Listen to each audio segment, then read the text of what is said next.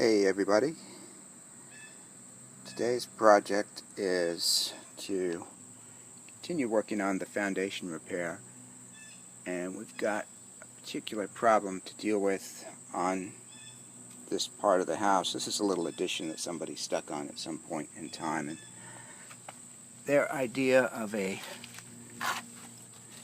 foundation footing is a little strange. I'll give you some scale there. So we've got about 1 inch of overhang here. Looks like what they did was they just dug a hole about 1 foot wide and poured in some concrete and started laying brick.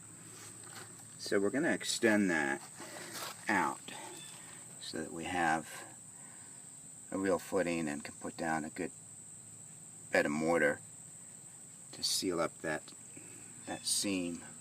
So what we've got here is some 1/2 inch holes drilled into the side of the old footing, and these rebar dowels, just a piece of 6-inch piece of rebar epoxied in there, and that will give us something we can wire some horizontal rebar onto, and then we'll have the new extended footing properly attached to the house. So next step is to build some forms and pour some concrete, so stay tuned.